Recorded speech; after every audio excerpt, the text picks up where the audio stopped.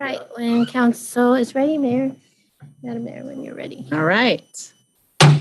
Calling this meeting to order Tuesday, October 11th, 2022 at 5:32 PM. Roll call, please. Councilmember Kong, Here. Councilmember Garcia, Here. Councilmember Mahuvi, Here. Mayor Pro Tem Ellis. Here. Mayor Schwartz. Here. Thank you. Public comments? See any public comments? Seeing none, we will go into closed session. We have a conference with legal counsel, initiation of litigation.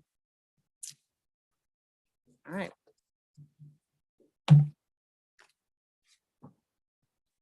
Okay.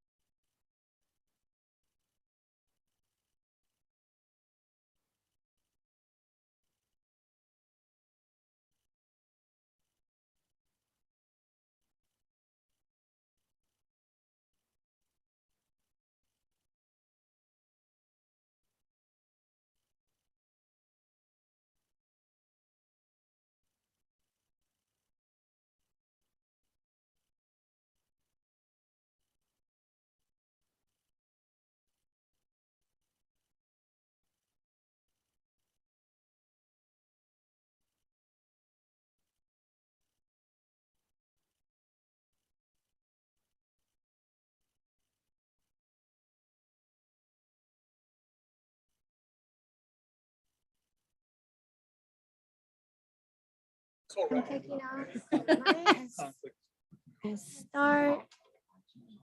And No, the airport crew pulled it. Yeah, yeah, Okay. yeah, We are the heavies then. yeah, yeah.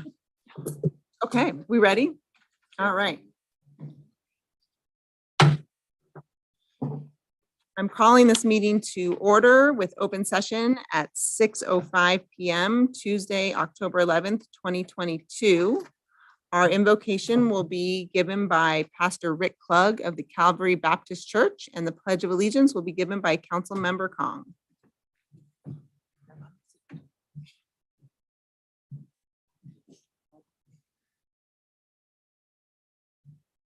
Please join me in prayer if you're willing.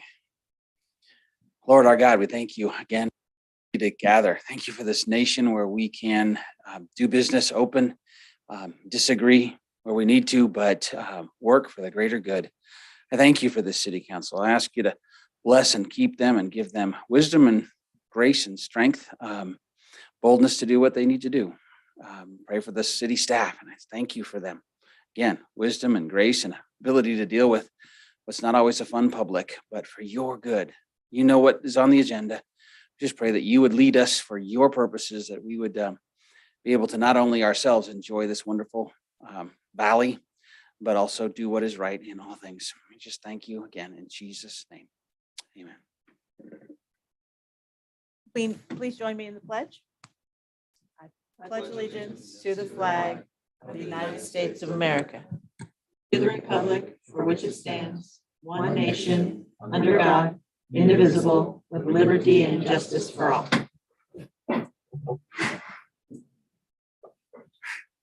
Roll call, please.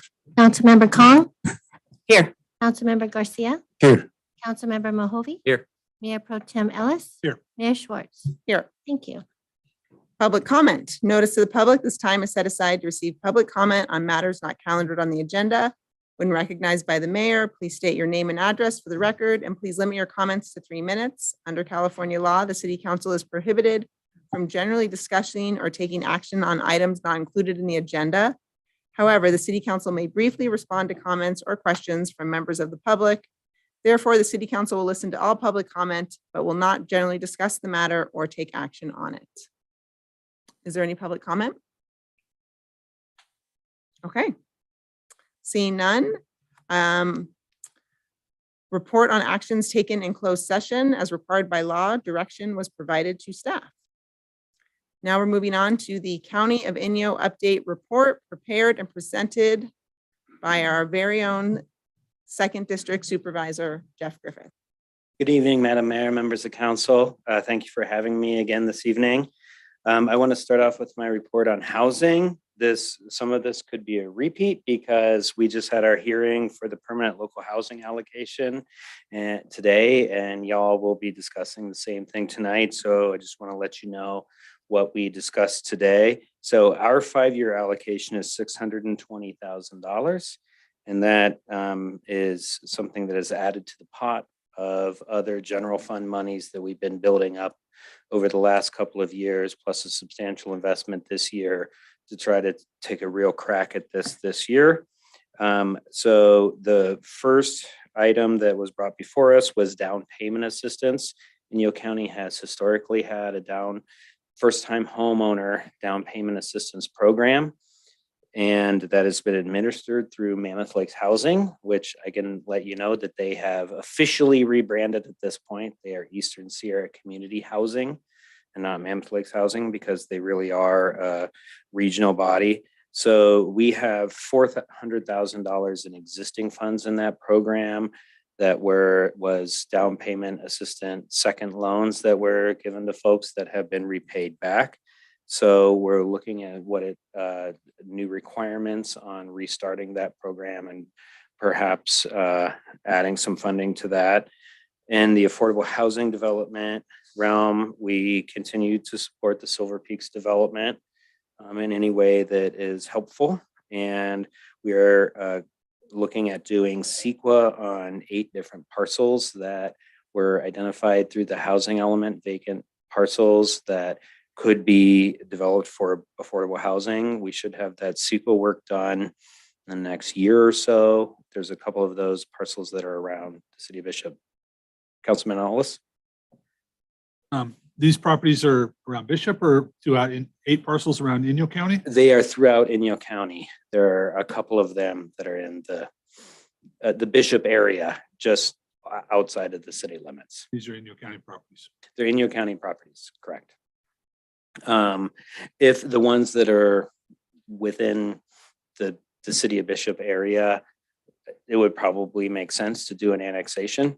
But that's a whole nother story once we get to the space of building the buildings. The next thing was ADU plans. So during our housing element, we had talked about developing some set ADU and junior ADU plans that were pre-approved so that folks could utilize that service and just like build the buildings. We have 5 designs that we have already stolen. That's probably not the right word. Borrowed, agreed. We got from Mono County. We appropriated from Mono County with their permission. 5 designs. We have an RFP out for the development of several more that are both larger and smaller than the ones that Mono County developed, and also over the garage kind of designs. So hopefully with the city of Bishop and with Mono County and Inyo County, we'll have a whole set of plans that are pre-approved, that it's turnkey for folks to just go ahead and develop that, which leads into the final strategy, which I think is really exciting, and that is loans for rehabilitation of existing homes that are not currently being renovated, but with some rehabilitation could be rented, or for the building of ADUs or junior ADUs. And what we're looking at is probably a maximum of $75,000 that could be loaned at very low interest. And if they are used as a rental property for below area median income folks for a certain period of time, a certain percentage of that loan would be forgiven. So it should be a pretty good incentive, and I'm pretty excited about that. The next topic I'd like to talk about is the Fire Safe Council Coordinating Grant. We had been hoping to get this in the last couple of years. The state of California was a little bit slower. The money was allocated, but we just got notified a week ago that we got a $175,000 grant that is over a period of 18 months. And in anticipation of getting this grant, we started the recruitment process of bringing somebody into this position. So what this would do is, so for those who don't know how fire safe councils work in the state of California, they're very localized, usually entities, neighborhood groups that come together and work on programs to provide fuel reduction or fire response type activities. Becomes really challenging because you need a neighborhood with individuals who are willing and able to go through the bureaucratic process. And it becomes a challenge. And sometimes you have a champion who moves away or passes away, and the Fire Safe Council goes away. So with this process, we're making a position that is there to assist and coordinate all of those different fire safe councils.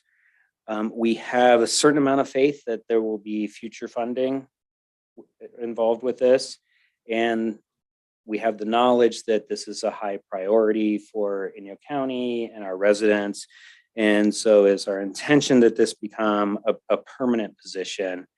And we have other sort of duties of fire prevention and community protection that we're looking at. And that's assisting these fire safe councils in grant writing and grant management, includes the possibility of organizing a CERT, a Citizens Emergency Response Team within the county, and then also coordinating and educating the public on defensible space and home hardening, which I think is going to be an important new frontier in protecting our communities from wildfire. And lastly, I'd just like to mention a few things on economic development. As I mentioned in the past, what was going to happen did happen. We contracted with the Sierra Business Council to operate the Business Resource Center here in downtown Bishop. And they have been in the process of hiring a local coordinator. And my understanding is they have some good applications. So we're pretty positive on how that will work out.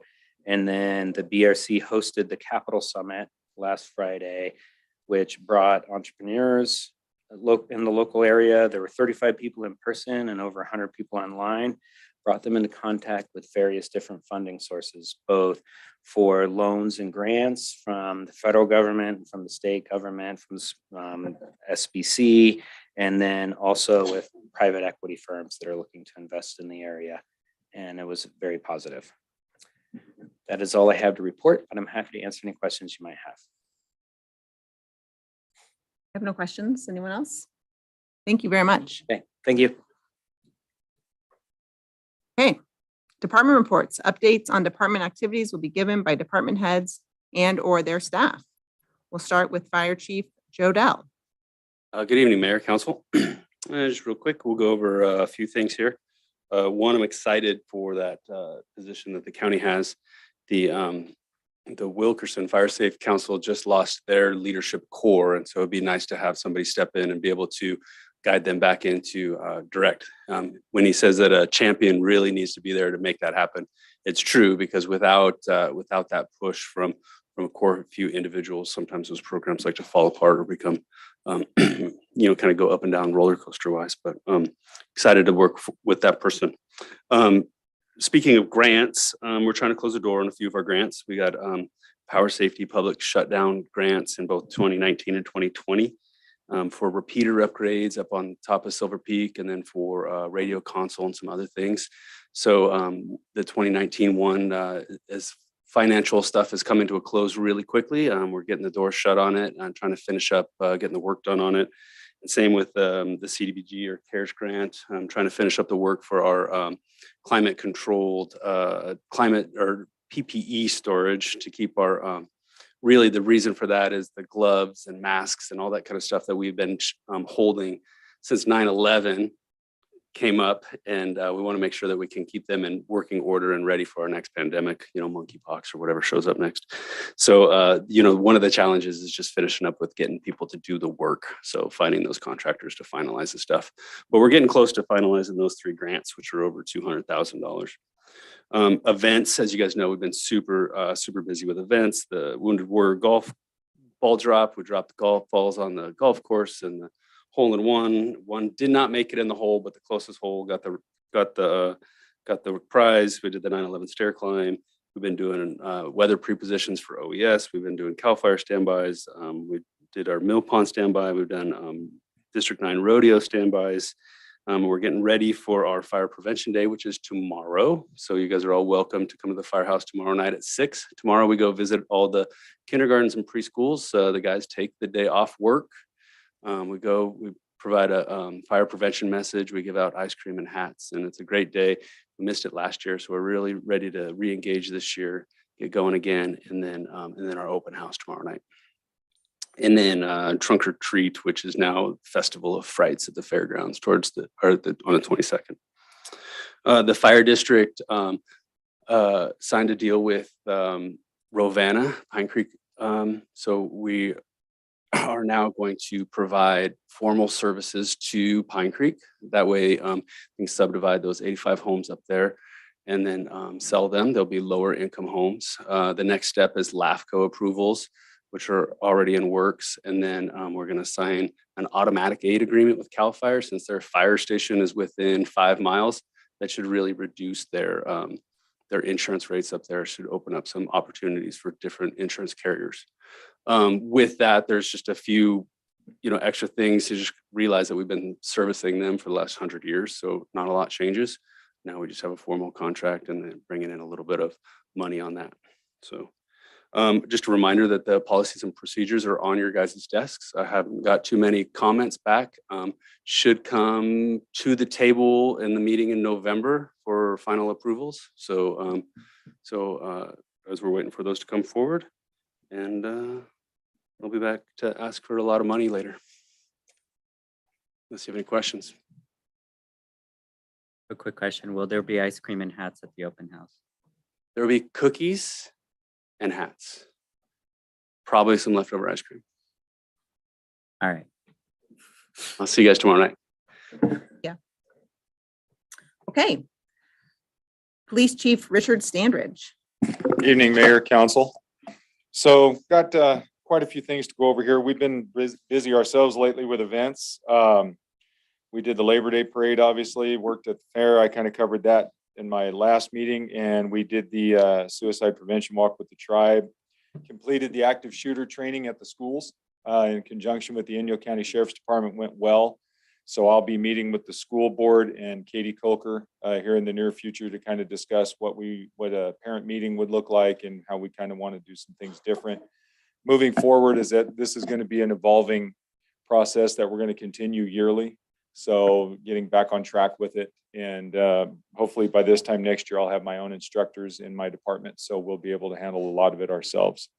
Not that I don't want to work with the Sheriff's Department, but the more instructors we have doing these things within our county, I think the better we are. Officer Lawson is getting ready to come off of training and he'll be on his own shortly. Rochelle Gosviner will be off of probation here soon. Oscar's doing well in the academy. And both of my sergeants are Hohenstein and Scobie will be completing the post-required 2-week supervisor course here within the next few months, getting that done. We recently received information on our post-audit DOJ audit regarding the racial identification profiling stats that we're required to keep now. And we had 0 discrepancies in over 800 entries since we started this year, which is directly attributed to my command staff and the hard work they're doing in auditing and getting the officers and sergeants to get that done. It's not a major issue, but it's just kind of tedious to make all those entries. So, you know, when they get busy, folks have to be reminded, but overall, they're doing a really good job. We recently had our repeater up on Silver Peak upgraded. We had purchased it quite some time ago, so our radio clarity is a lot better and our signal stronger. And with that being said, we're going to start moving forward and buying some better batteries that in the event power goes down, that our system will be able to stay up longer so we can get, 3 to 5 hours while we're waiting to get power restored. The park cameras have been ordered. So we had the money with the AB 109 grant. We recently got those ordered, and hopefully if all works out, we'll have a little bit of surplus left over to maybe buy a 3rd camera. We bought 2 initially and then maybe buy a 3rd if they work the way we anticipate that they will. We're doing the domestic violence walk this week with the tribe, and I'm looking forward to that event. It was really good last year, well attended, and I think it's going to be just as good, if not better, this year from what I understand.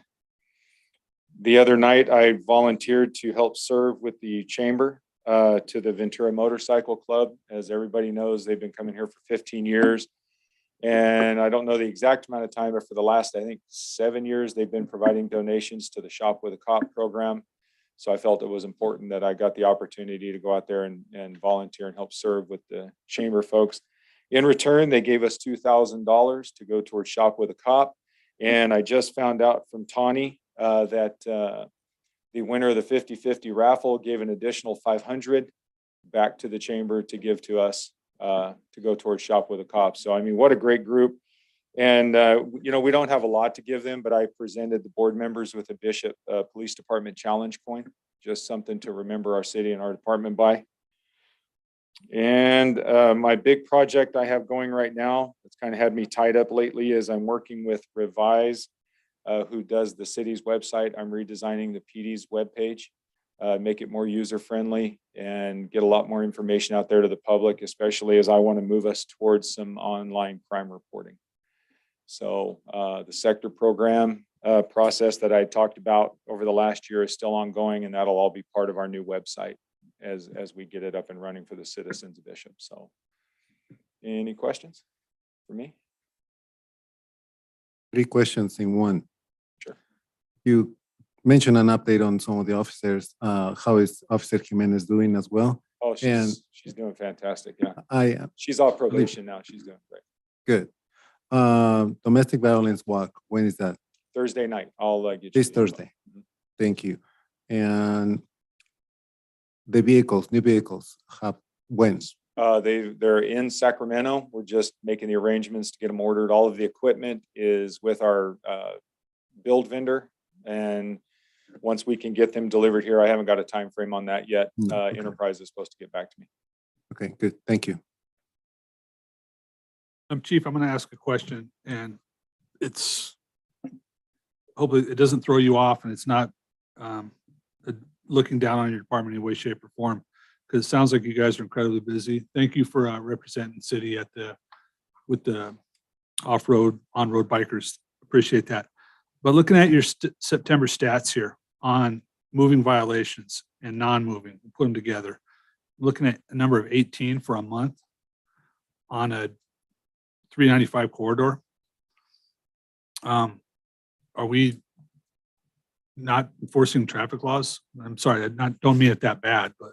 No, we enforce plenty. We've had a lot of people out taking vacation and been out on training this last month because we're in our cycle where we have to get our perishable skills training in. So every time we go, we're sending 2 at a time so we can try to conserve some money and get folks down there so we don't have multiple rental cars going at one time.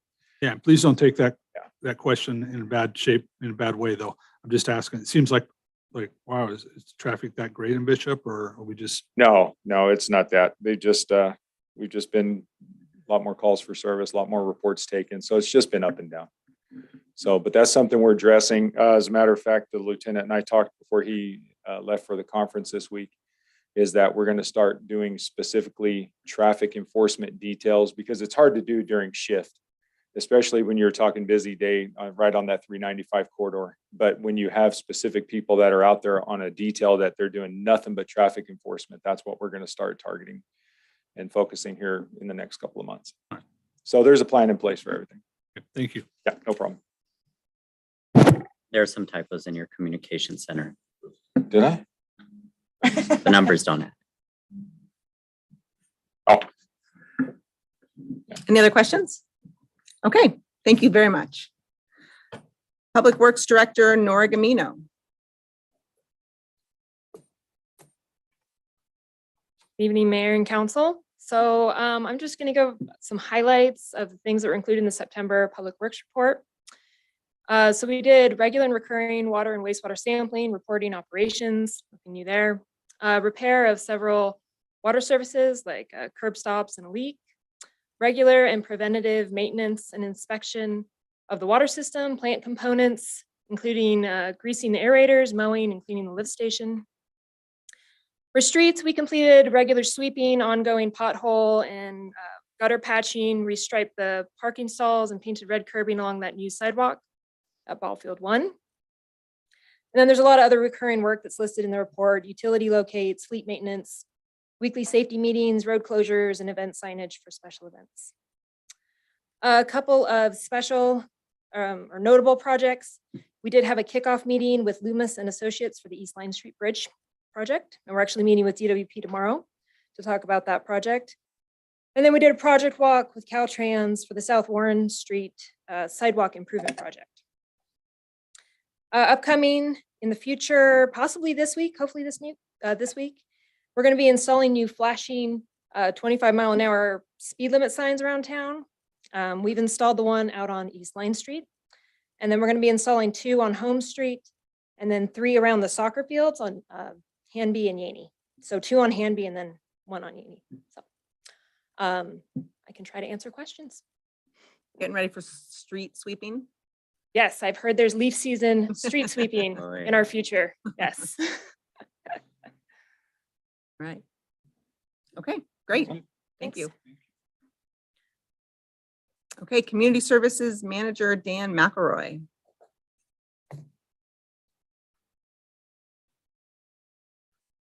Good evening, Mayor and Council. You do have a lengthy report that I gave you guys, so I'll just hit the highlights as well. Right now for our fall programs, as you guys may be aware, Brittany Rossi has left the city and gotten a new job at the school. So we're working hard to reorganize our programs and kind of take things back.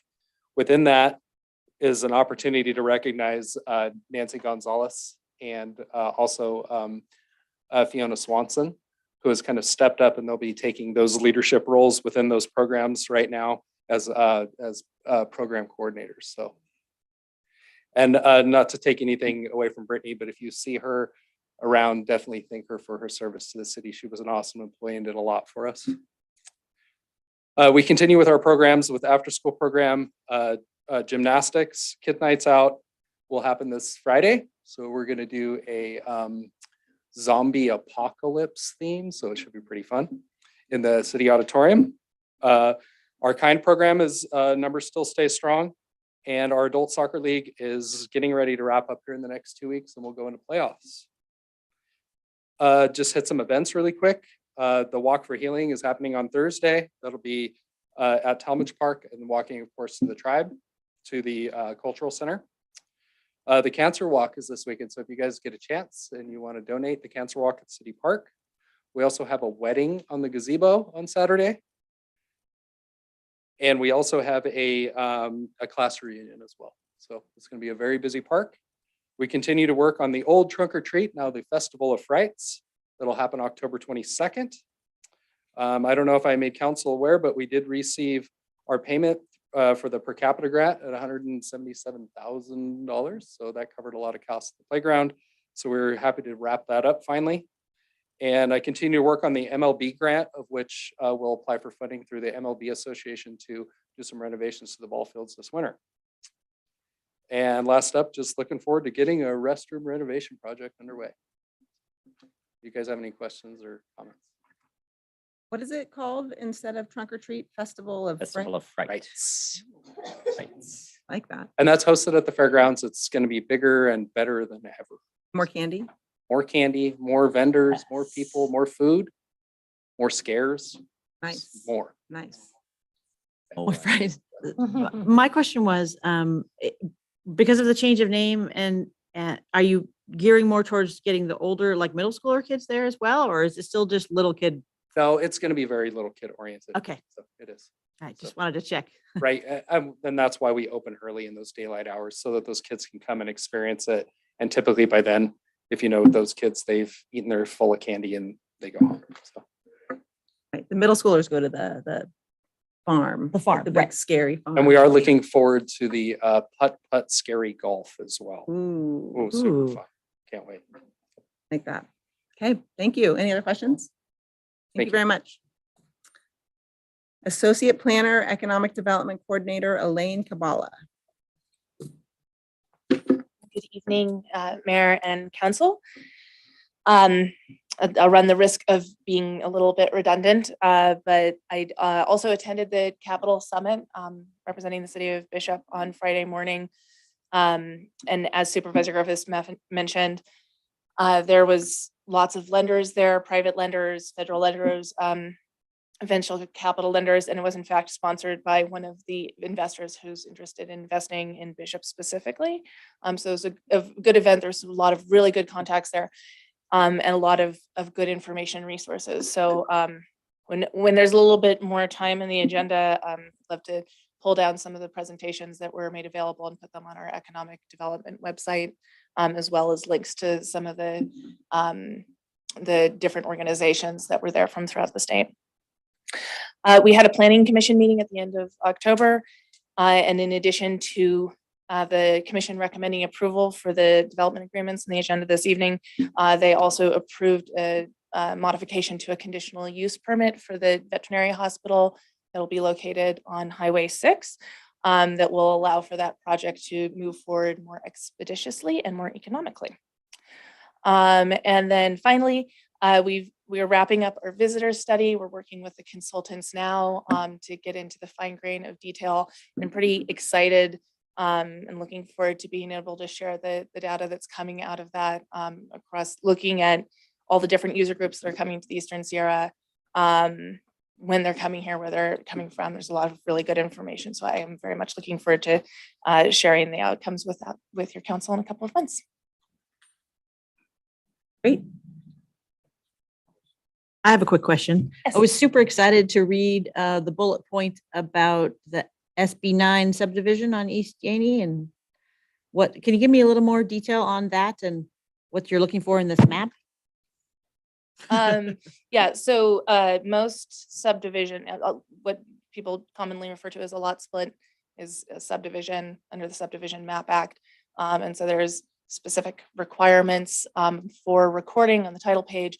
Typically, those type of things need to go through the planning commission and be approved by your city council. And then there's stamps and signatures by the surveyors and the city council, and documenting all the approvals have been met under the Subdivision Map Act. What SB 9 does is it allows for subdivisions that are, I don't want to say substandard, but don't necessarily meet the requirements of our development code, to make it easier for people to subdivide their properties to increase housing, which is good. And we have a good candidate for that type of project on East Yaney, which is also a good thing. The problem is that the statute from the state of California doesn't include any of the information about what we put on the title page to record it. And so staff is working through, working with council, working with different cities across California to try and solve for that. And it being very recent legislation, there isn't an obvious precedent yet. So we're continuing to problem solve for that, but hoping to have a solution for that soon. I just wanted you to highlight how hard the city staff is working to get more housing in town. Thank you. Thank you. Thank you. Last but not least, City Administrator Dustin. Good evening, Madam Mayor and council members. So just a quick update. I had my probably monthly meeting with Adam Perez at LADWP last week, where we don't have an agenda. We just bounce ideas and talk about the property acquisition that we're looking at. And another one that I had been kind of thinking about for a while is we are starting to see more and more of the food truck vendors out there on our city streets. And I've always kind of wondered, where could we put them all together in a good location? And so I bounced an idea off of Adam, the corner of South and Main Street, directly across from High Country Lumber. And they love the idea. So I'm going to start working with the food vendors and, not tell them, ask them about that. I bounced the idea off them if they would like to be there. I think it's a great opportunity, high visibility to the tourists. And then it also kind of opens up some of these awkward places that they are on the city streets at times with parking issues and stuff. So that was great news. And next week, Elaine and I will be meeting with a couple potential developers that develop workforce housing, because this is coming relatively quick if Adam stays on his 18-month deadline. So we're starting to just reach out to people that might be able to bring them to us. And we have 2 of them coming to see us next week. So pretty excited about that meeting. And probably lastly is met kind of our first meeting with Inyo County. It was the CIO, Nate Greenberg, and Mike Arante. But we started our first discussions about the airport, kind of working together on that Bishop Airport and how to bring it forward. And the $1 million question again is going to be subsidies and where that ends up. But it's nice to get ahead of those right now and find out where those may be going as the airport gradually becomes more of the Bishop Airport and not so much Mammoth. But so, yeah, it was interesting, and I was excited to be part of the project of working on airport solutions and stuff in the upfront now. So thought it was a good thing. But other than that, unless you have any questions of me, that's all I have right now. I don't have any questions. Anyone? Okay, Sounds great. thank you. All right, moving on to the consent calendar. Notice to the public. All matters under the consent calendar are considered routine by the city and will be acted on by one motion. Does anyone have any questions or comments? No? Any public comment on the consent calendar? Okay, would anyone like to make a motion? I'll move that we approve the consent calendar as is. Second, Okay, we have a first and a second. Call for a vote. Councilmember Kong, Yes. Councilmember Garcia, yes. Councilmember Mahovey, Yes. Mayor Pro Tem Ellis, Yes. Mayor Schwartz. Yes. Thank you. Motion passes 5-0. Okay. Moving on to item 14, public hearing and action. A, public hearing and first reading, introduction of a proposed ordinance relating to Alluvial Management Co. LLC doing business as Ascent. Planning. Good evening again, Mayor and Council. As introduced, this item considers an ordinance for a development agreement for the storefront retailer proposed at 174 North Main Street, which is Alluvial Management doing business as Ascent. The development agreement is a requirement of the City of Bishop's municipal code. The intent of the development agreement is that it vests the rights of the developer in exchange for a contractual payment to the city. In our municipal code, the development agreement is intended to consider the development standards of the zoning code, the design and construction of the facility, signage, security plan, community benefits, annual review with the city, contractual payment, and defaults and remedies if the developer is not meeting the requirements of the development agreement. The Planning Commission reviewed the development agreement on September 27th and recommended the City Council adopt the ordinance approving the development agreement. They also provided 2 recommendations to staff. One was there's 2 development agreements for consideration by your council this evening. At the presentation to the Planning Commission, there was some differences between them that developed through independent negotiation with each of the developers. The Planning Commission recommended that the developments be consistent between the 2. And we have since negotiated with both parties to make those development agreements consistent. Also, they requested that there be a term of approval added to the development agreement, after which it would be null and void. And it was determined that provision was in the development agreement, and it is 12 months from the time of execution. So if the developer is not operating within 12 months from when this agreement is executed, then the agreement will be null and void. The term of this agreement is 5 years from the date the developer begins commercial operations, with options to renew 9 additional terms of 7 years each with approval from the City Council. Each of the developers have met all of the development standards of the zoning code governing storefront retail. Specifically, they're 600 feet away from any sensitive uses, and they meet all of the appropriate zoning for their location. I have a couple of modifications that I need to bring to your council's attention that were not included in the staff report when it was agendized. And so I apologize for the oversight on one, and the other was just a product of continued negotiations that concluded recently after the agenda was publicized. So the first is that I neglected to include exhibits A, B, and C in your agenda packet. I apologize for that. And Robin, if you could load the PowerPoint, I believe that Ms. Pickens has made the exhibits available to you now. They're also available to the public, but if it's helpful, I've brought them to put on a PowerPoint so they can be seen as well. And so those exhibits include the site plan. So here we are looking at, well, hold on a sec. We are looking at alluvial. Good. Okay, so here we're looking at alluvial. It's located again at 174 North Main Street, which is the current location of shot.net, backing up to Whitney Alley with adequate parking. Next slide, please. And the elevations in the signage plan are submitted within the same exhibit by alluvial, which is fine. Oh, that's very helpful. Thank you very much. And so you can see that the developer is proposing substantial aesthetic improvements to both the elevations and the signage. This is found to be consistent with what's proposed in the specific plan. And the next slide, please. That was the front elevations. This is the rear elevations, looking at the entry from Whitney Alley. And then next slide. The developer has also provided us with some 3D renderings of what we can anticipate the facility will look like when it opens.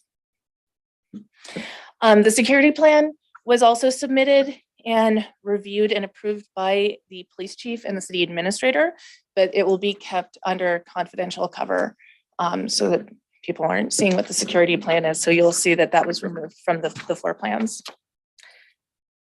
The contractual payments to the city of Bishop for the first 5 years of operations include, well, I have to start at the beginning.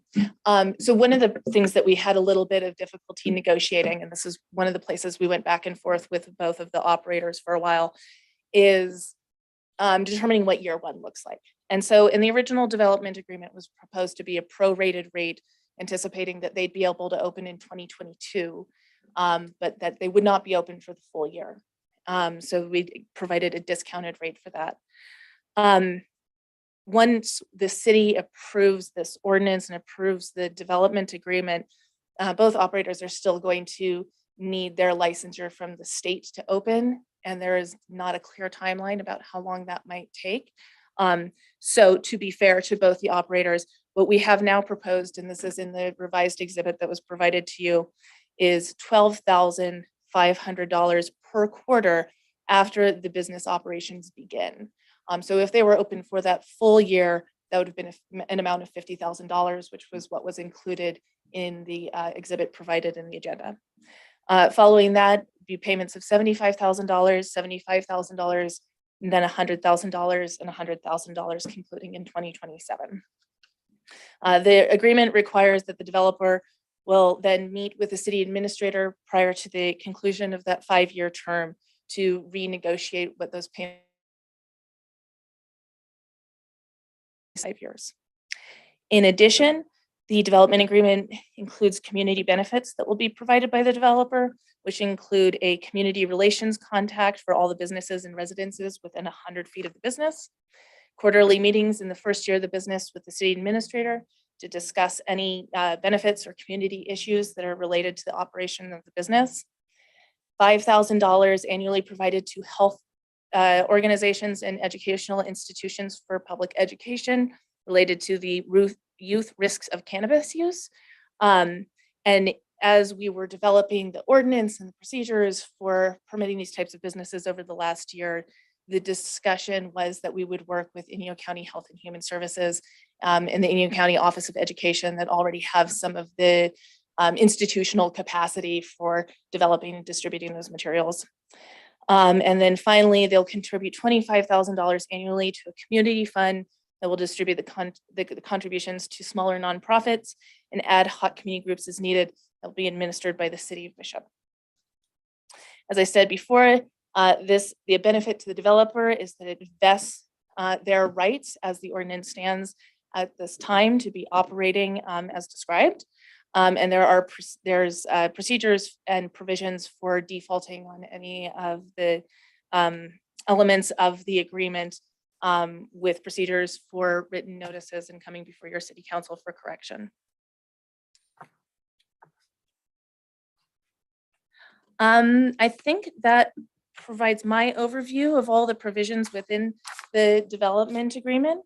I'm happy to take any questions from your council on this item, but at this time, staff would recommend that you hold a public hearing to hear and consider public input on the proposed ordinance related to Alluvial Management LLC doing business as Ascent, and approve the first reading and introduction of the proposed ordinance by title only.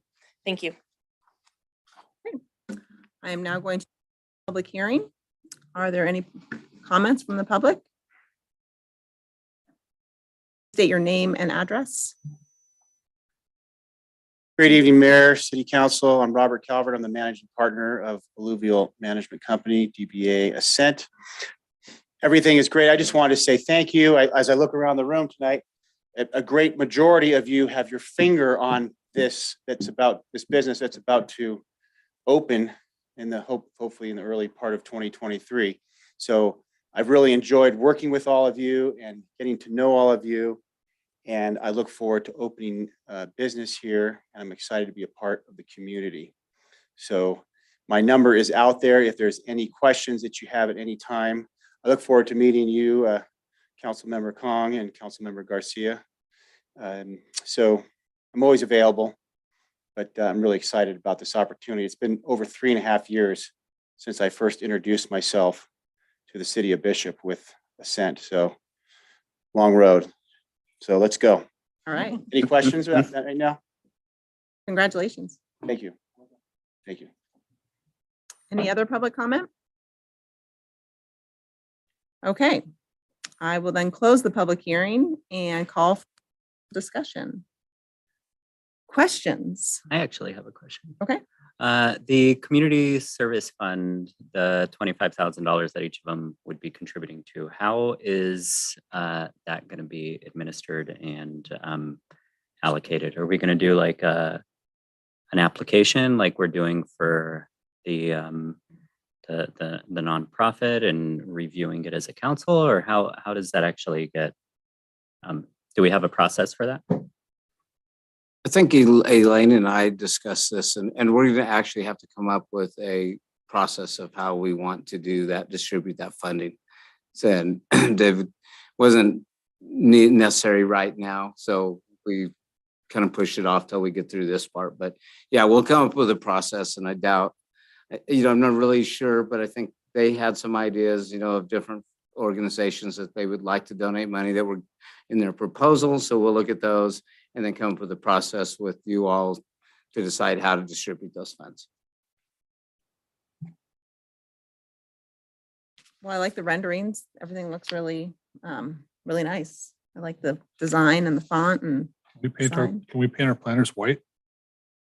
right, we might get some know. design ideas ourselves. That looks Yeah. awesome.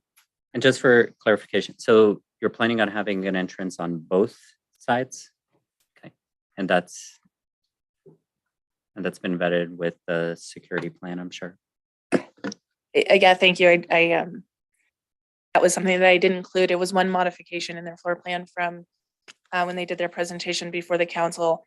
And it was at council's recommendation that they would be able to have a Main Street entrance. We worked with the developer. They will have entrances on both sides, and that has been vetted and approved by the police chief and the city administrator.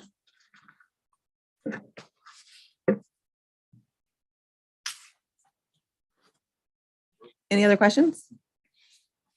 Okay, I will then have anyone call for a motion. I'll make a motion to approve the first reading and introduction of the proposed ordinance by title only. I'll second. Call for a vote. An ordinance of the City Council of the City of Bishop, State of California, approving a development agreement between the City of Bishop and Alluvial Management Company, LLC, doing business as Ascent. Councilmember Kong, Yes. Councilmember Garcia, Yes. Councilmember Mahui, Yes. Mayor Pro Tem Ellis. Yes. Mayor Schwartz. Yes, Thank you. Motion passes 5-0. great. Let's move on to item B, public hearing and first reading, introduction of a proposed ordinance relating to NUG Holdings One LLC. Good evening again, Mayor and Council. I will apologize beforehand for being redundant, but it is a separate developer with a distinct and unique development agreement. The provisions as described for alluvial are the same. I'll go over them very briefly if council believes that it's necessary to have those read into the public record. So the second item this evening concerns an ordinance of the City of Council approving the development agreement between the City of Bishop and NUG Holdings LLC. As described, the development agreement vests the rights of the developer in exchange for contractual payments and includes the provisions as described in the ordinance for consideration by the council, including design, signage, security plans, community benefits, annual review, contractual payments, defaults, and remedies. The Planning Commission reviewed this development agreement in a public hearing held September 27th, 2022, and recommended that the City Council adopt the ordinance approving the development agreement with NUG Holdings. As described in the previous item, this development agreement has been revised to be consistent with the development agreement for alluvial. It includes a term of 5 years with option to renew 9 additional terms of 7 years each with approval from the City Council. The proposed location meets all of the zoning requirements and is located more than 600 feet away from any sensitive uses. If we could quickly look at the exhibits on the PowerPoint.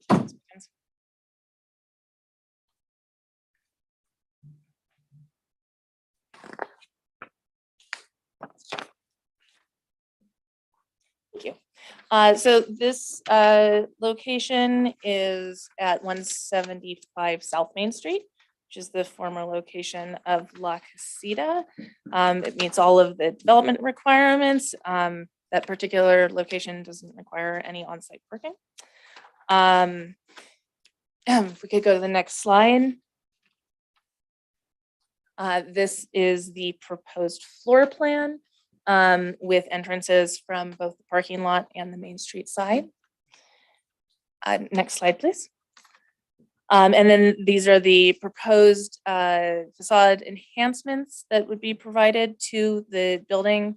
They're relatively simple. Next slide, please. And this is the proposed signage that would accompany the building. That's a halo lit sign, which means that it's backlit. And it is also consistent with the specific plan and the new signage ordinance. Next slide.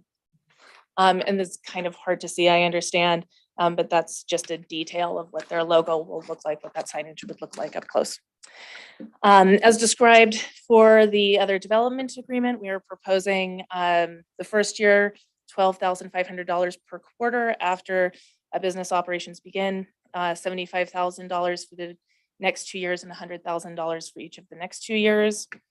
The payment would be reestablished in conversation with the city administrator after 5 years based on the actual volumes of sales.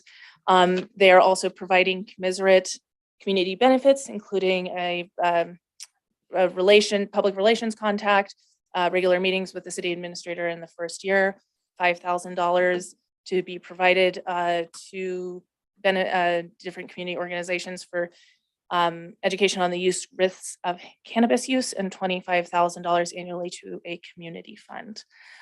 Concludes my overview of the development agreement with NUG Holdings One LLC as well. Again, happy to take questions from your council, but staff would recommend that you adopt the proposed ordinance related to NUG Holdings One LLC and approve the first reading and introduction of the proposed ordinance by title only. Thank you.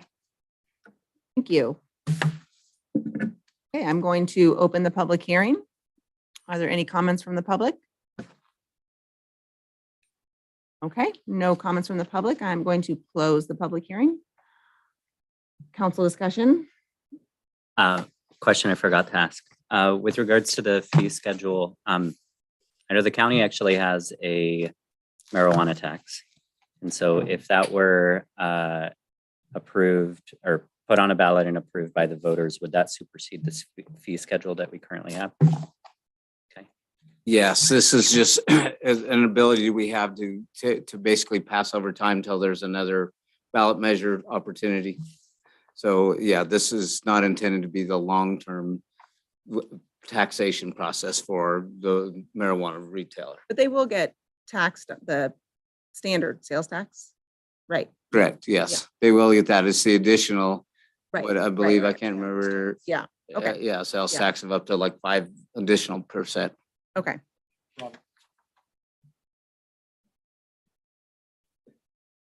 And then just to be clear, this one also has entrances on both sides. And then everything.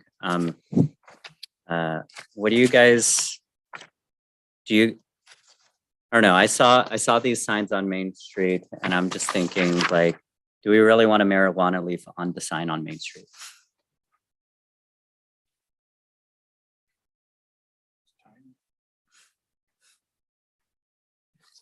It didn't bother me when I looked at it. I'm pretty sure you know my opinion on this. Well, I know your Okay. Why everyone else thinks about that. Elaine, I was confused about the back door. Because I thought that the back door was only going to be the storage and the restrooms, but they're gonna let people pass straight past all of that? Doug? Stephen just said there was a back and a front in this one too. That's correct. It's my understanding that that will be a public entrance on the back. It is literally impossible to read on these plans, so I apologize for that. No. But now that I'm looking at it closely, it is possible that that's actually only an employee entrance. So my apologies. Oh, it does say Like- employee entrance Okay. slash exit. Good, because that's what I It's gonna thought. read like 2-point font, but it's. Yeah. That's what they said last time, so I was That's confused. correct, when because they Steven had a said that. locked Right, part, like they right. just secured the back. Perfect. That would be for deliveries and employees only. That's what I thought that we said before, so thank you very much. Yeah, that's what that really small font says. Back to the sign. I think it's going to be, it's a generational thing. I think the leaf is, we're in transitional times. It's kind of like alcohol prohibition. I don't know. I don't think, to me, it's a non-issue personally. I mean, is it-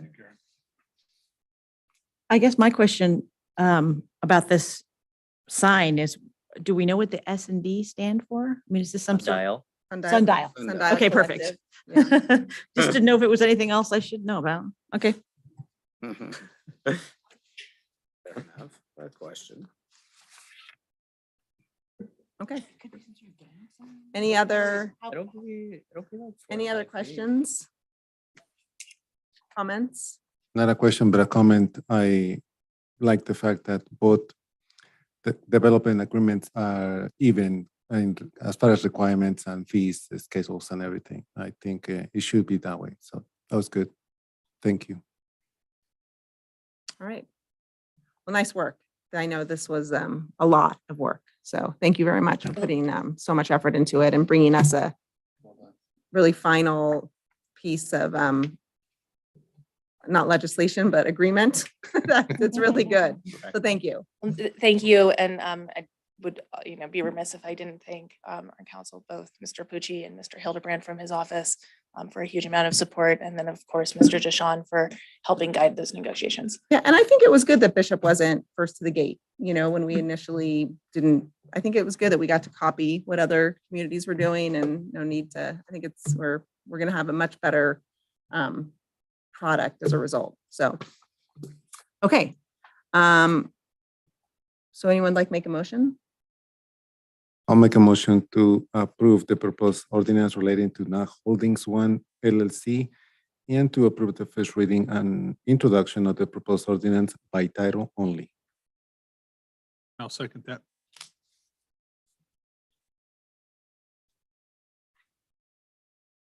Oh, call for a vote. Sorry. Yeah, I said it in my head. An ordinance of the City Council of the City of Bishop, State of California, approving a development agreement between the City of Bishop and NUG Holdings One LLC. Councilmember Kong, Yes. Councilmember Garcia, Yes. Councilmember Mahovey, Yes. Mayor Pro Tem Ellis, Yes. Mayor Schwartz. Yes. Thank you. Motion passes 5-0. Thank you. Yeah, thank you. Okay, moving on to new business. Purchase of rescue vehicle, fire.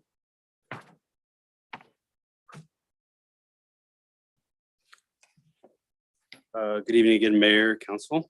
So for those who we have what's known as Engine 8. It is a medium-duty rescue truck. It's the truck that carries our extrication tools, our Jaws of Life, kind of some flood response tools, and quite a bit of other things.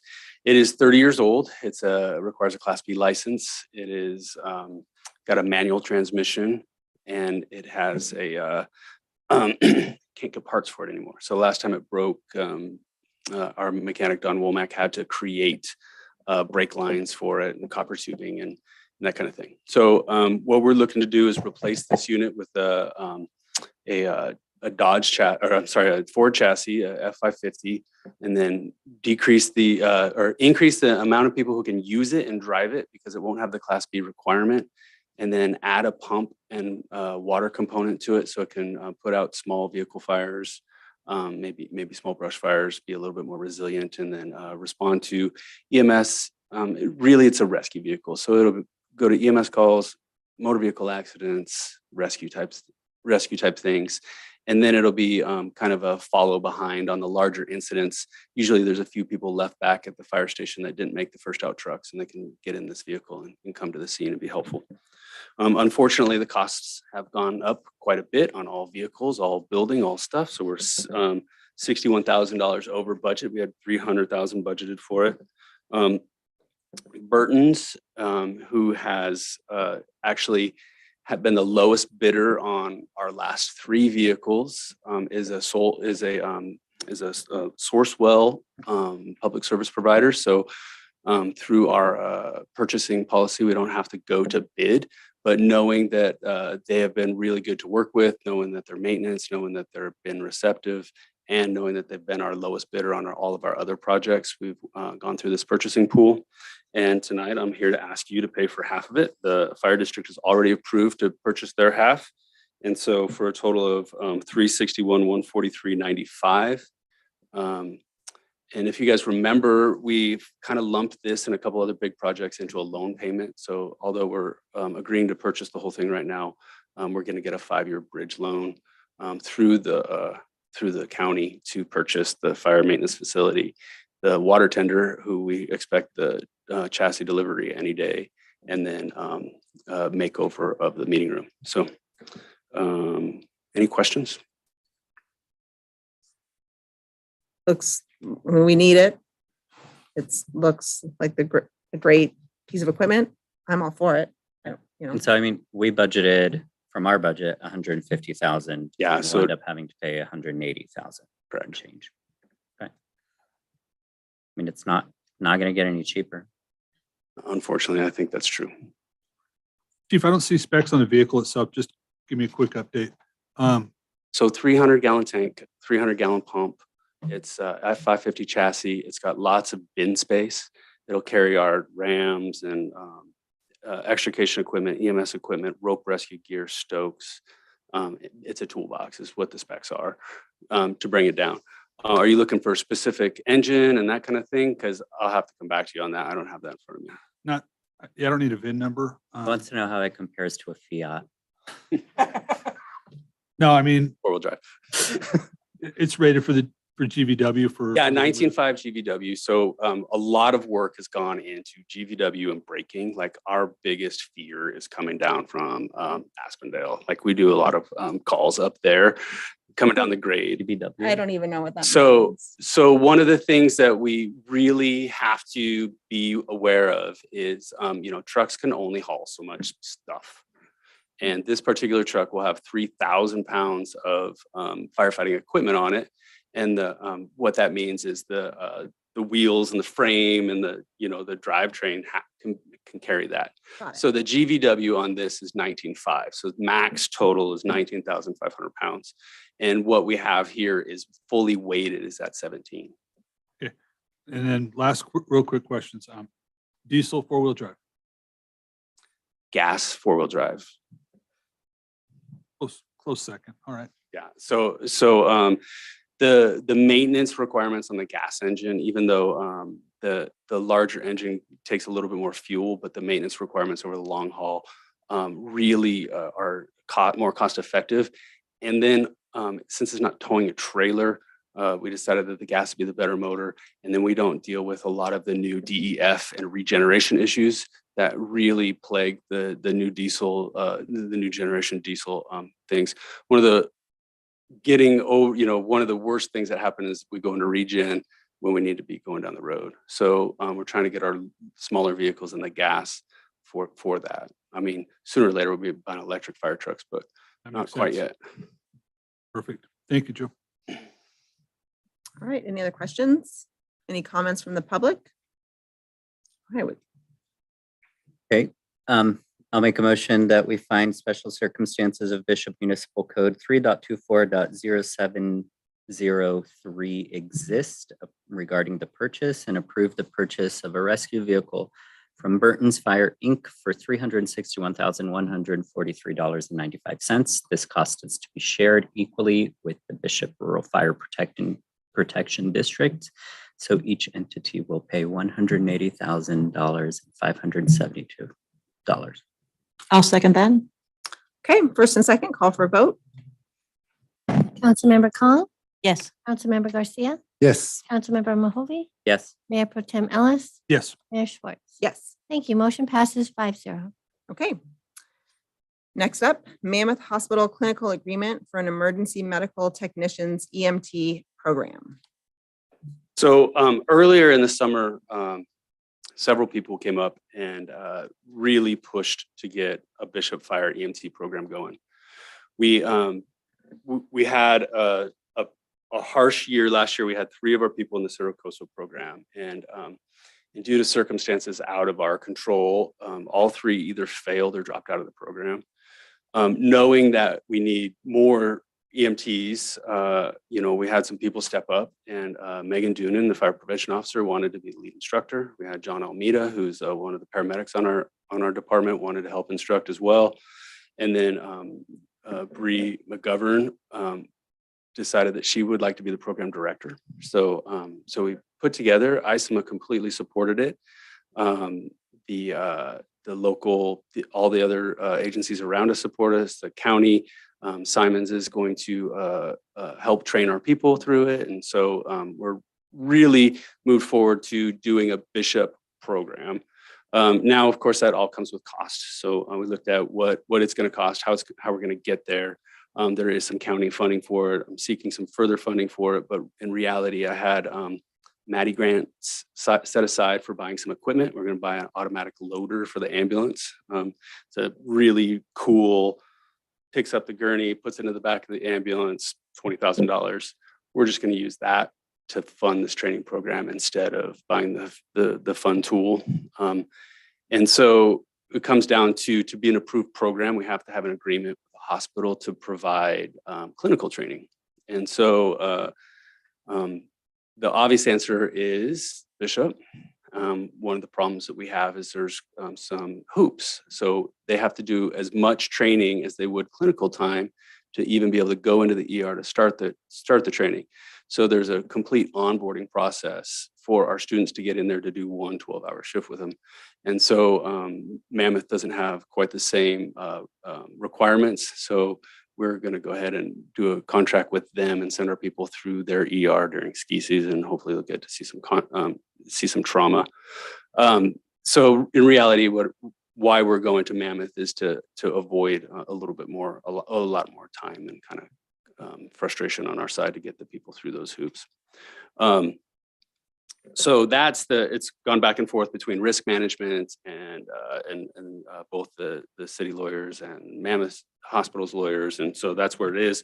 Final changes to you guys came today. So there's all sorts of different language. Our risk management is okay with it and that type of stuff.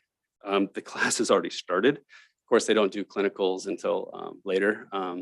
So that's okay to push forward with that. We had a setback. We had 20 enrolled, but it came down to there has to be a vaccine mandate. So they can't do their clinical training without a vaccine. And so we had 8 drop. So right now we have 12 in the program instead of 20. It's unfortunate, but it's one step forward. So, but we have 6 from Bishop and we have 6 from outside of Bishop, 2 from Alantia, 1 from Independence, 1 from Big Pine, 1 from Chaffont, and 1 from the Forest Service. So looking at having 12 more EMTs through this. What I am here to do is tonight I'm going to say that I'll come to you with a mid-year budget for changing from equipment to training, but more importantly, to approve the agreement with Mammoth Hospital to provide a clinical spot for them. Good job collaborating with all the local entities to make this happen, get more EMTs. Yeah, it hasn't been easy. However, I can say that most of the work has been done by the team. So Megan and Bree and John have really been carrying the lion's share of it as I've been trying to get other projects sewn up here at home. Yeah, it sounds like you guys A+ instructor team. So nice job. Looks good to me. Does anyone else have any questions? So none of the coursework will actually take place at the college. Is that right? Correct. The coursework is happening at our training facility. Oh, okay.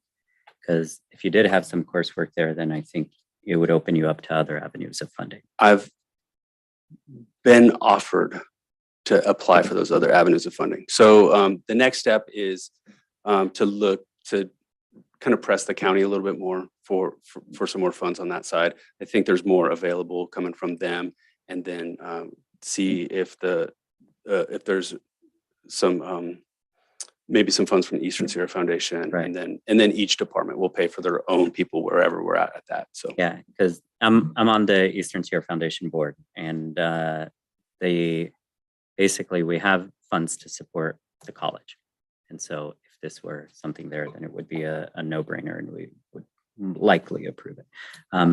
But my other question is, so when you were talking about the differences between Northern Inyo and Southern Mono Hospital, so Mammoth Hospital, so those are all internal hospital policies that are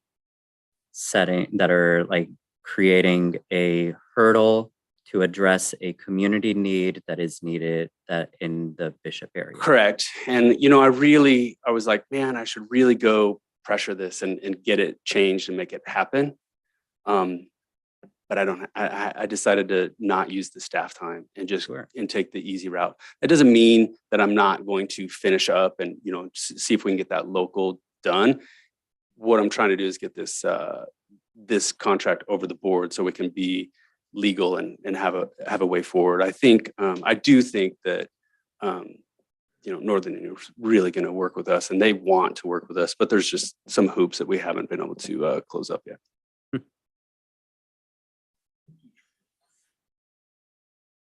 Okay. Any public comment? Okay, seeing none, would someone like to make a motion? I'll make a motion to approve the proposed Mammoth Hospital clinical agreement for an EMT program. I'll second. First and a second, call for a vote. Councilmember Kong, Yes. Councilmember Garcia, Yes. Councilmember Mohoove, Yes. Mayor Pro Tem Ellis, Yes. Mayor Schwartz. Yes. Thank you. Motion passes 5-0. All right, nice work again. Thanks, everybody. Okay, our last item on new business, discussion on a permanent local housing allocation application. Planning.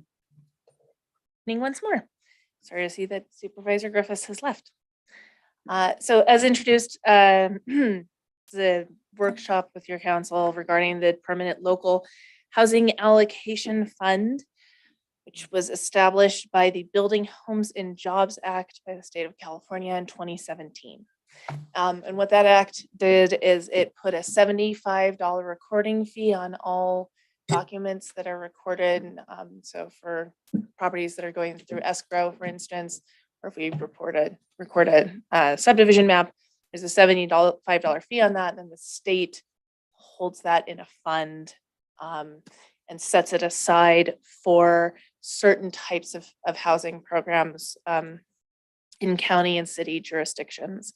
And the goal of the bill is to increase housing throughout the state. As is typical with programs administered by Housing and Community Development, there is a focus on affordable housing, which is considered at or below 60% of area median income. But this is one of the most flexible funding programs that HCD administers. We currently have the numbers for 2019, 2020, 2021. The total allocation that we have at this time is $362,722. The 5-year estimate that Supervisor Griffiths reported on for Inyo County for the city of Bishop is a little under 500, is estimated to be a little under $500,000. And that is the number that we will be working with in the application that's submitted to the state. The application is due on October 31st, 2022, or the city forgoes the 2019 allocation. There's, as I said, it's a relatively flexible funding account for housing, but there are still a lot of strings attached, as can be anticipated coming from Housing and Community Development. One of the application requirements is that the projects are supposed to have been identified by our housing element update. It is a requirement to have your housing element certified and your annual planning progress reports done, which we do.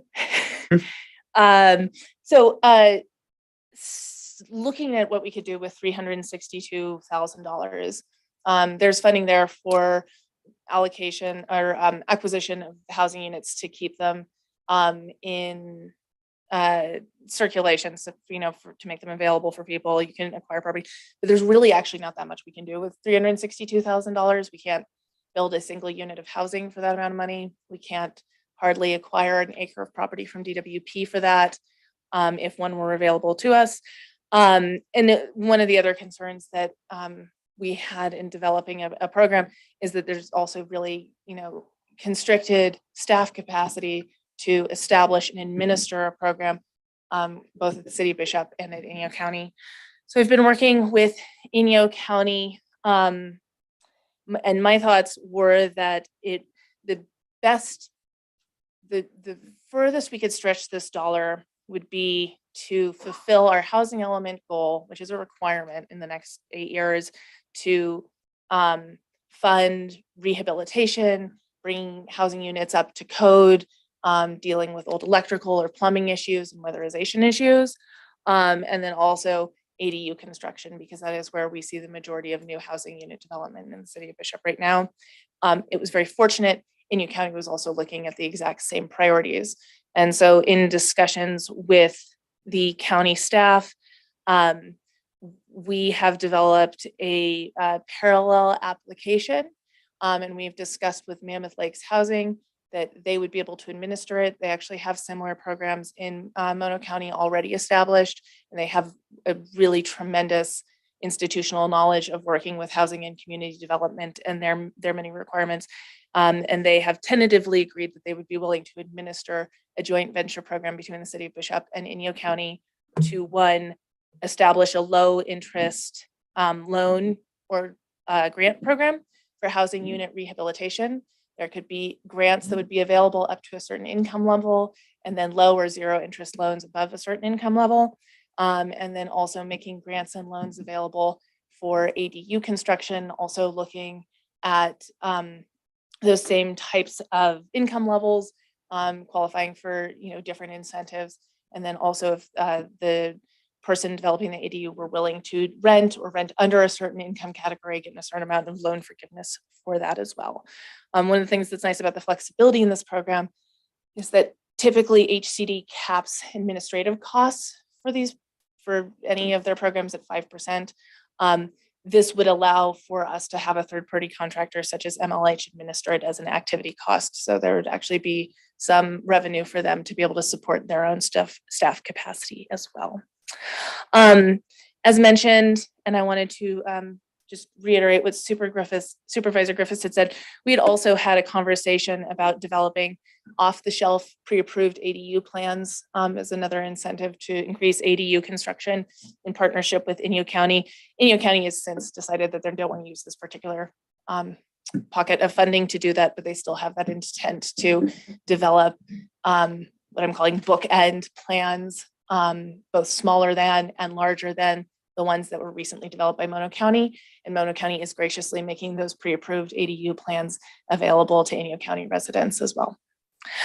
So this evening, I would invite staff to have discussion regarding the allocation of the permanent local housing allocation funding. We will be returning to your council with a resolution at the next meeting to submit that application, but it is staff's recommendation that we would enter into a joint venture program with Inyo County for low interest loan programs for housing unit rehabilitation and ADU construction. I'm happy to take questions on this item. Thank you. Does anyone have any questions? I do have a couple of questions. So for the pre-approved plans for ADUs and those sorts of things, if the county approves it, if the county has it as pre-approved, doesn't that automatically mean that anybody in the city would also have it pre-approved, or are Well, so I should do they provide- supersede the city is my question. I should qualify that what pre-approval means. So they are, maybe that's not even the right term to be using really.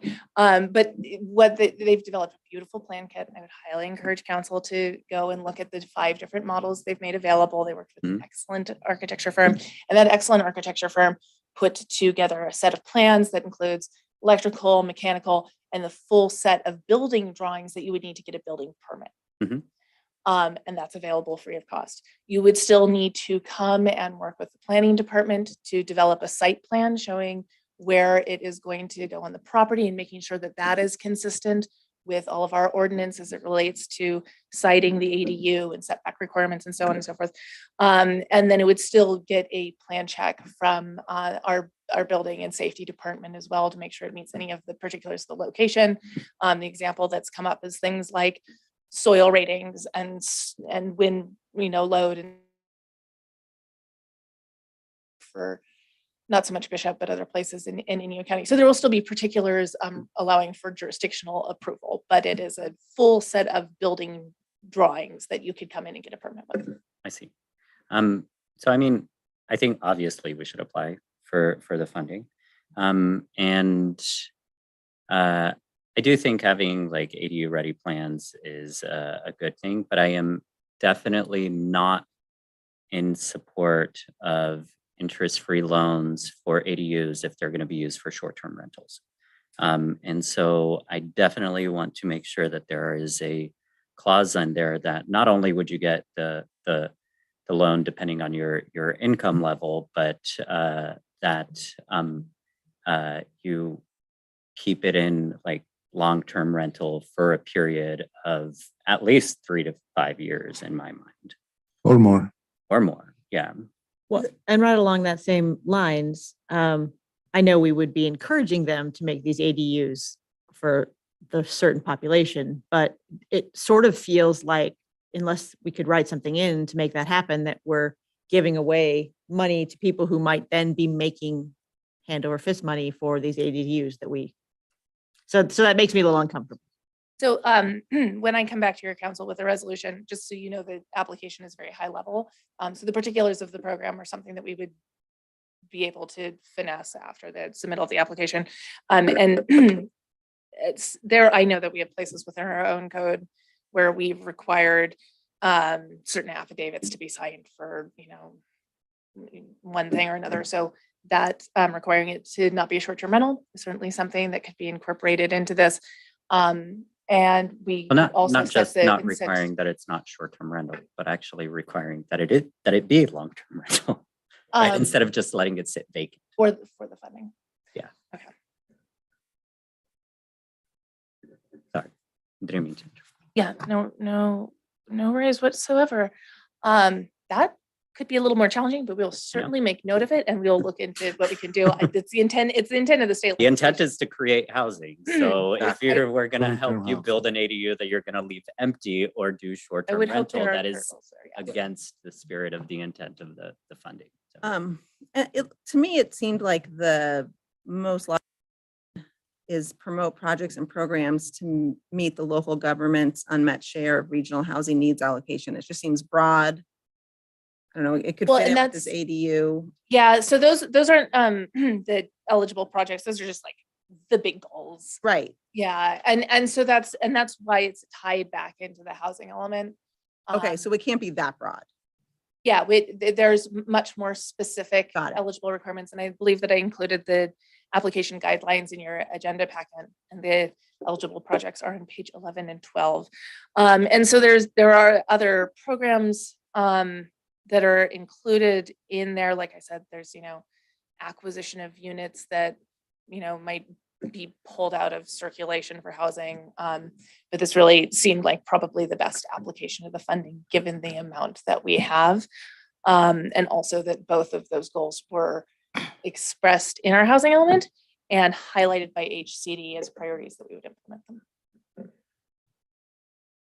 Elaine, out of the stuff I see come out of Sacramento, this is actually one of the better documents. There's quite a bit of latitude, actually. I mean, if we take this money and give it to Mammoth Lakes Housing or Eastern Sierra Community Housing thing, yeah. If we're not finding that we're getting bang for the buck on there, can we reallocate it or move it around? We do have some wiggle room to be able to reallocate it. I'm not entirely sure what that timeline looks like. I think it's a year after the program is implemented, but yeah, we have some flexibility to Yeah, because reprioritize. I just see the latitude in here. It's great as far as, it can go towards rental assistance. It can go to different things to keep people in housing, maybe that are already there. So I just wonder if we have you talk about partnering up with Inyo County for real specific purposes, but we do have latitude should circumstances change, the next pandemic, the whatever comes along. There's some latitude there. Yes. Or even if, I mean, because this is a multi-year program, right? And if we have some latitude in year one, and if we find that in a year, DWP makes a large parcel available, could this funding potentially be used to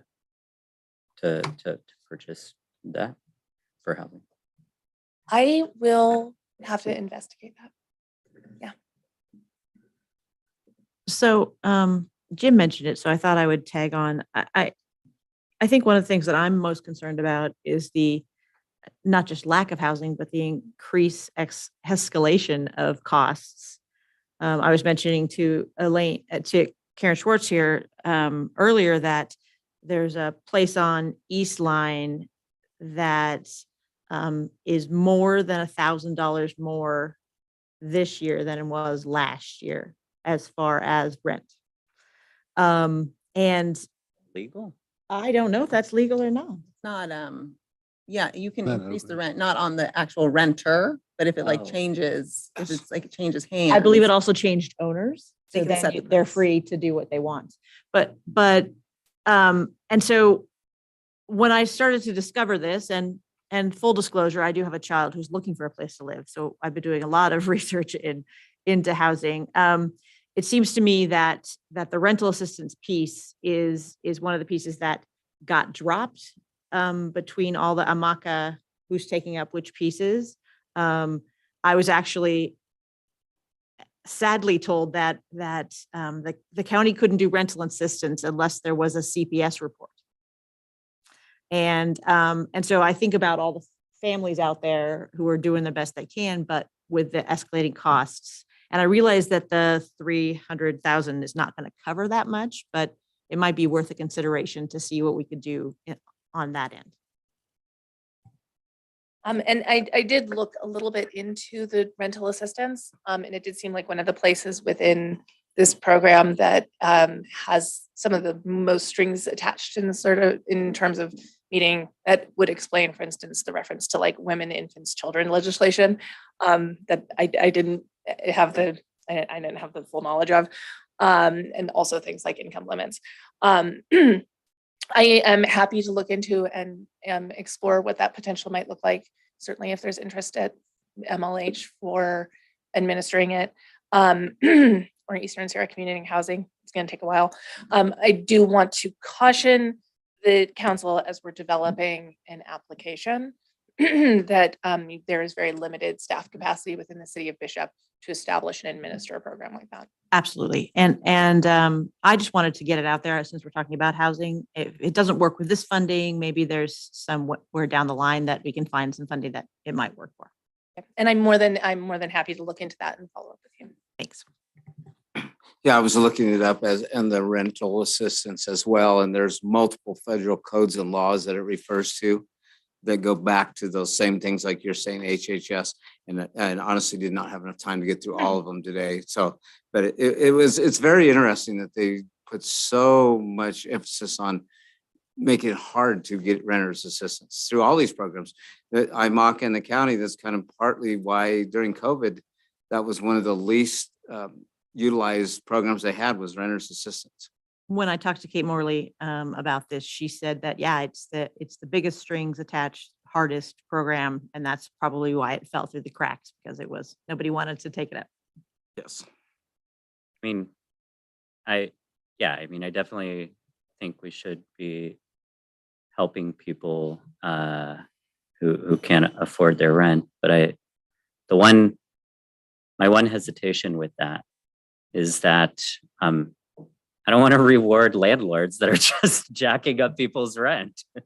And so with part of that, it would be kind of, if we're going that route, I would want to. Yeah, because unless there was some kind of rental cap, if I knew the city of Bishop was going to pay $500 to someone's rent, I'm going to charge you $300 more Right. than it was. So I think that's the I mean, it's not, I don't think it should impact whether we apply for this, but that's. No, absolutely should not impact whether we apply for this. I just don't think in those terms. It's not in my DNA. So No. I appreciate you pointing those sorts of things out to me. So can we ask you to work with Mammoth Lakes Housing to come up with the best way to stretch these dollars and bring a resolution back to us at the next meeting? Yes, absolutely. And thank you for that direction. Like I said previously, I think that from what I've seen in the application, it's very high level. Resolutions are typically also very high level. And so some of the details and nuances of what the council has discussed this evening probably won't be reflected, but I will certainly note them and bring them back to the county and bring them to MLH as the council's priorities and how this funding would be administered. And I'm sure there will be opportunities for the council to provide input once the allocation is made on the specifics of the program. Let's get the cash and iron out the Well, details. and it seems like, I think like from just hearing our comments, we don't want it to be a program where it incentivizes already wealthy people getting wealthier, right? Like that's just sort of what, yeah. So we just want to like, we want to get to the people that need it, not to the people that don't. Exactly. Yeah, this kind of money, All if we were to go inappropriate. strictly, I did the math here. If we were just to say $500 a month to people who need rental assistance, it's 750 months of rent. So we're talking some money that actually could make a difference. I think from what we're saying here is we want it to actually make a difference. So Okay. we'll leave that up to everyone to figure out And this what we was, can do to do best. this was just a discussion, right? No action. Okay. Okay. Thank you so much. Thank you. And any public comment? Okay, no public comment. All right. Future agenda items. Does anyone have any future agenda items? I don't know if this actually falls under a future agenda item, but given like today we saw that we're doing the purchasing for a fire for emergency vehicle and everything. And I see on there that California state sales tax is $30,000 on it. Can we just draft a letter to Borges and Mathis and ask them to introduce legislation getting rid of the California sales tax on emergency vehicle purchases by municipalities? I'll second that. Yeah. Because I know I've mentioned this before. And so, yeah, let's try and do something about that. Yeah. You're probably talking $50,000-$60,000 a year at the rate we're going on vehicles. Yeah. And I mean, right now the state has a surplus, so let's do it now. I'm all in favor. Never hurts to ask. Yeah. At League of California Cities, I know there was all the little vendors downstairs. Destin and I walked over and looked at Christmas lights. Is this something that, yeah. Is this something? Hi, Lynn. Hi, everyone. Crowd goes wild. Is this something we could maybe, as a council, discuss investing in along with our partner, Chamber of Commerce, in updating our 1972 Christmas lights to something more appealing to our beautiful downtown? Should we put it in our next year's budget? So vintage. I know. I do like them. I don't think we should get rid of them. I think we should add to them. I'm looking at from a standpoint, and we could have Dan come up and talk when it's Oh, right, the light On- bulbs, the lights. when it's the lights, agendized. yeah, yeah. How much time it takes man hours to replace The little bulb. 1,000 little baby light bulbs. Okay, that's a fair point. Ooh, That's a fair point. Yeah. Should we just, it's too late for this Christmas, but maybe we put it in the budget. It's never too late for Christmas. Okay, it's too late for this Christmas. But we can put it in the budget for. And on a next future year. agenda. Okay, yeah, Future agenda. yeah, we'll do that. We'll buy we'll budget for some new Christmas And I decorations. like to, yeah, I think those surplus lights, they're antiques. There's value there. Oh, yeah, they're for- gorgeous. Yeah, Okay, that's all I you got that? New budget item. Any other future agenda items? I don't know if it needs to come to as an agenda item, but I would like us to consider eliminating a holiday and adding a holiday basically changing. Currently, our staff takes off Columbus Day, which is this yesterday. But in the state of California, most agencies celebrate California Indian Day, which is like, well, today is Indigenous People Day as well. But California Indian Day, it's another day, 2 weeks ago. So I would like us to work with our staff and making the switch on giving them California Indian Day as the day off instead of Columbus Day. So I don't know if we I need brought to, this up 8 years ago. 8 years ago. I did. And what was the result? I didn't have that decision. I wasn't privileged to Dean? make it. Don't look at me. Dean, Dean? So, what was the Were you- result? no, You weren't here. No, none of us. No? yeah, I'm not sure why it happened, but Jim Ellis? Jim was here. Yeah. I had that day off. I don't. well, we can definitely bring it up. I think we should do it. Different council now. It's all about timing too. Yeah. Things change. We can bring Yes, it up. yes, it does. Yes. It's a negotiated, Negotiating. bargained item with the group, so we just have to I meet mean, up with them and in the MOU as an just a amendment. change in the day. If they're that's it. amenable to it, then we can just do it that way. I mean, our local schools, kids take California Indian Day off, not Columbus Day. Kids these days take weeks off. It's- Well, it's not kids, it's teachers that take weeks off. Okay, that's a good one. That's a good one. Okay. So I don't know how it needs to come back to us, a discussion or agenda item or something. It needs to go to the bargaining table. Is this more exciting than Forest Service, Nora? Is this more exciting than Forest Service? Yeah. Well, yeah. Look what you got yourself into. All right. Okay, any other future agenda items? Okay, God, I hope not. all right. Moving on to council and committee reports. Do you want to start, Jose? Nothing to report. Okay, I took a 10-day vacation, so I also have nothing to report. fantastic. Okay, Jim? Haven't been doing much. We have ESCOG this Friday. On October 22nd, which is not this Saturday, but the next Saturday. It's the third annual Lower Owens River cleanup. DEP sponsors it. I know my little group, the Sierra Trash Eliminators, is part of it. So you guys are invited to come up. It's actually a pretty fun little cleanup, and they put on a great lunch, some great presentations through some of the local historical agencies and agencies that are involved in stuff. They had fishing lessons last year. So you guys are welcome. It'll be, we meet out by Brown's Campground around 9 a.m. on that Saturday. Come have fun, pick up trash. So that's it for me. Okay. I went to the LTC, not much to report there. The main thing was that we set a 30% reserve and distributed the rest of it. I went to the Chamber Mixer, and it was a really good food at this one at Eastern Sierra Community Bank. And I also attended the Friday night market, which I think it was the busiest one yet. It was happening. It was, Yeah, it was really good. it was really fun.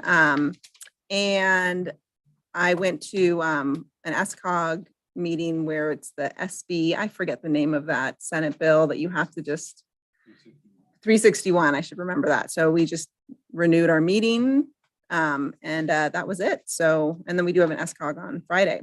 So that's it. We'll adjourn this meeting to Monday, October 24th at 6 p.m. here in the City Council chambers.